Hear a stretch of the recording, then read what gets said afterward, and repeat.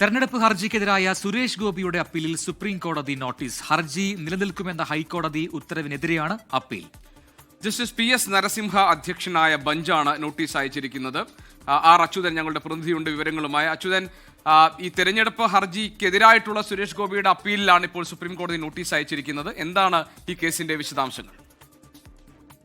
അതായത് ഈ തൃശൂർ ലോക്സഭാ മണ്ഡലത്തിലെ വിജയം, സുരേഷ് ഗോപിയുടെ വിജയം ചോദ്യം ചെയ്തുകൊണ്ട് നൽകിയ ഹർജി, അത് കേരള ഹൈക്കോടതി ആ ഹർജി നിലനിൽക്കും എന്ന് പറഞ്ഞിരുന്നു. അതിനുശേഷമാണ് ഇപ്പോൾ ആ ഹർജിക്കെതിരെ ഒപ്പം തന്നെ കേരള ഹൈക്കോടതിയുടെ അത്തരമൊരു ഉത്തരവിനെതിരെയും കേന്ദ്രമന്ത്രിയായിട്ടുള്ള സുരേഷ് ഗോപി സുപ്രീം കോടതിയെ സമീപിച്ചത്. അതായത് തുടർ നടപടികൾ സ്റ്റേ ചെയ്യണമെന്നും ആ ഹർജി റദ്ദാക്കണമെന്നും ആവശ്യപ്പെട്ടുകൊണ്ടാണ് സുരേഷ് ഗോപി സുപ്രീം കോടതിയെ സമീപിച്ചത്. എന്തായാലും ആ ഒരു സുരേഷ് ഗോപിയുടെ അപ്പീലിലാണ് സുപ്രീം കോടതി ഇപ്പോൾ എതിർകക്ഷികൾക്ക് നോട്ടീസ് നൽകിയിരിക്കുന്നത്.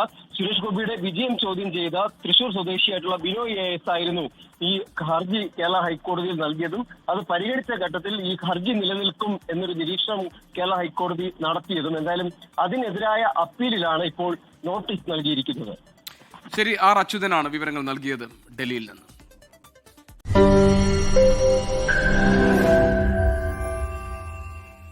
ലോകത്തെവിടെയായാലും ഏത് സമയത്തും 24 വാർത്തകളും ഓഗ്മെന്റഡ് റിയാലിറ്റി പാക്കേജുകളും എക്സ്പ്ലെയിനറുകളും വിശദമായി കാണാൻ ഞങ്ങളുടെ യൂട്യൂബ് ചാനൽ നിങ്ങൾക്ക് സബ്സ്ക്രൈബ് ചെയ്യാം.